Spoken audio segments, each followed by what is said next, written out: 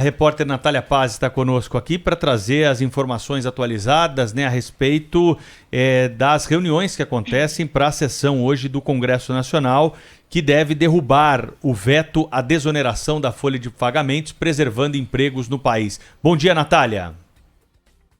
Oi, Pedro, bom dia para você, todo mundo que está nos acompanhando aqui na Rádio Bandeirantes. Mais um dia, então, que a gente fala sobre desoneração da folha de pagamento desses 17 setores da economia, os que mais empregam aqui no Brasil, justamente porque ontem, então, os líderes partidários do Congresso, eles disseram, então, que chegaram a um acordo para a derrubada desse veto do presidente Jair Bolsonaro na sessão que deve acontecer hoje. Lembrando que, nas últimas semanas, aí, o próprio governo estava pressionando mais uma vez para o adiamento, então, dessa sessão. Questão é, sessão marcada, agora às 10 horas da manhã deve acontecer essa primeira sessão aqui na Câmara dos Deputados, já estamos aqui em frente ao plenário principal, claro, essa sessão vai ser remota, mas a gente acompanha direto aqui do Congresso Nacional. Uma segunda sessão está marcada para as 4 horas da tarde. Essa vai ser direcionada, então, aos senadores. E uma terceira marcada para as 7 horas da noite, então, também para os deputados. Por que isso está sendo dividido, então, não está sendo aquela sessão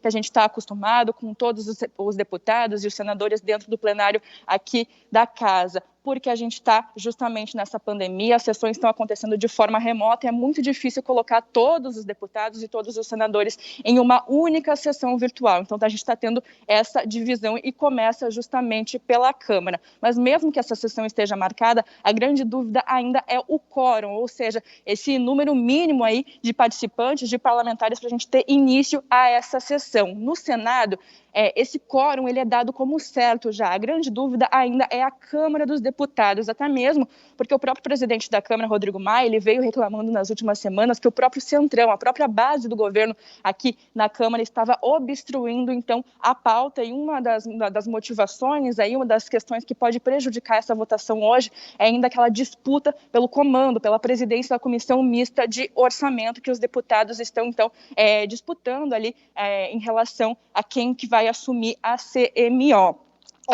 Esse veto, Pedro, da desoneração da folha de pagamento, ele está trancando a pauta do Congresso aqui desde o dia 6 de agosto. Agora pela manhã está prevista ainda uma reunião ali, novamente, entre os líderes, antes da gente ter início nessa sessão das 10 horas da manhã. Então a sessão está marcada, a gente vai acompanhar. A grande dúvida ainda é o quórum, claro, principalmente por conta dos deputados. Primeira sessão às 10 horas da manhã, o presidente deve abrir a sessão aqui presencialmente.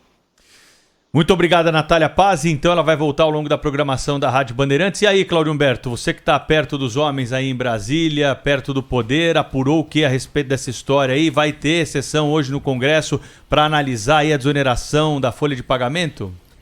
É o que me garantiu o líder do governo no Congresso, o senador Eduardo Gomes, disse que hoje às 10 horas estaria tudo resolvido, viu? Que foi um parto, foi uma negociação difícil, mas que em princípio é isso mesmo, o veto deve ser derrubado e nessa negociação o que se discutiam eram aquelas medidas compensadoras, né, que a lei exige para que o Estado, para que o governo abra mão de receita, tem que ter alguma compensação. E foi exatamente isso que foi discutido também já no âmbito da reforma tributária. Vamos ver o que é que vai acontecer, mas a expectativa é de derrubada do veto nesta quarta-feira. Bem, é claro que essa decisão, se confirmada, traz um pouco de tranquilidade. A gente quer ver tudo direitinho ali, votado, derrubado, só aí é que dá para respirar, mas traz um pouco de conforto, de possibilidade de planejamento para todos aqueles setores que seriam afetados pelo fim da desoneração da folha de pagamentos, por exemplo, construção civil, por exemplo, o setor de transportes, por exemplo, o setor têxtil, por exemplo, call centers, que também são grandes empregadores, usam muita mão de obra e que chegaram até hoje, dia 4 de novembro, sem saber exatamente qual seria o custo de cada um dos produtos, o custo de manutenção das empresas a partir de 1º de janeiro, que está chegando já aqui e batendo a porta. A gente às vezes cria, não é, aquela ilusão de que quando virar o ano e tal. Isso aí é uma ficção que a gente cria, não é?